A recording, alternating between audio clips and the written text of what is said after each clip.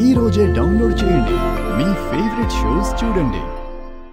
ఏదో ఒకరోజు నా తమ్ముడు కోమాలో నుంచి బయటకొచ్చి ఆ రుద్రగాడి రక్తం కళ్ళ చూస్తాడు.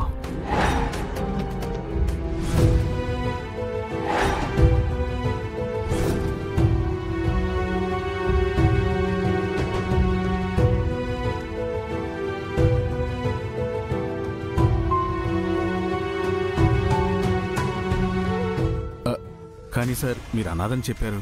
ఎస్, అనాథనేరా. నన్ను అనాథం చేసింది ఎవరో కాదు, ఆ విజయేంద్ర ప్రతాప్. మీ మామగారు సార్?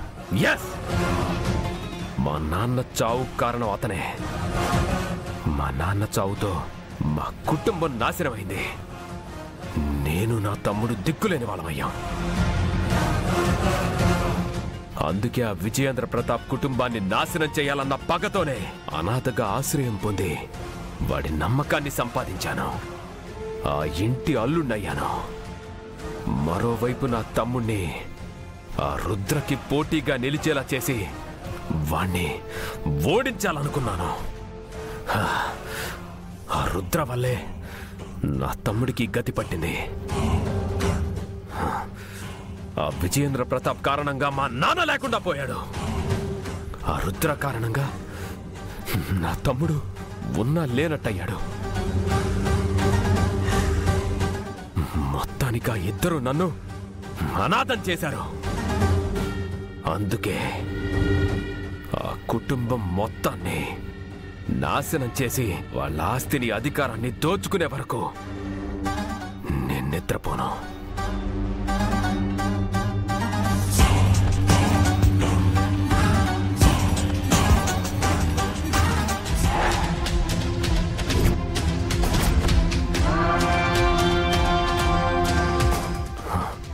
రుద్ర,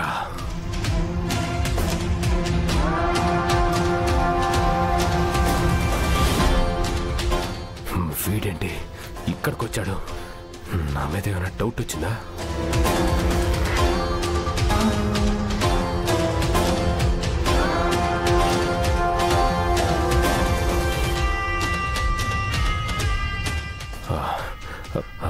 తమ్ముడిని జాగ్రత్తగా చూసుకో.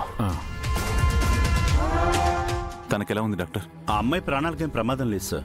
మీరు సరైన సమయానికి తీసుకొచ్చారు. హెడ్ ఇంజరీ అయింది కాబట్టి ఈ వన్ డే అబ్జర్వేషన్లో ఉంచాలి. వామిటింగ్స్ ఏమీ అవ్వకపోతే రేపు పొద్దున డిశ్చార్జ్ చేస్తాం. ఇంతకీ తను మీకేమవుతుంది? తను నాకేమీ కాదు డాక్టర్. రోడ్డు మీద యాక్సిడెంట్ అయితే తీసుకొచ్చాను.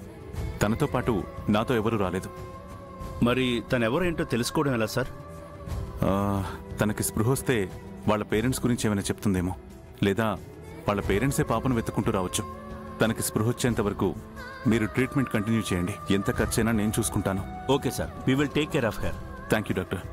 నా డీటెయిల్స్ రిసెప్షన్లో ఇచ్చి వెళ్తాను. ఇన్ కేస్ ఏదైనా ఎమర్జెన్సీ అయితే కాంటాక్ట్ చేయండి. Sure sir. Thank you doctor.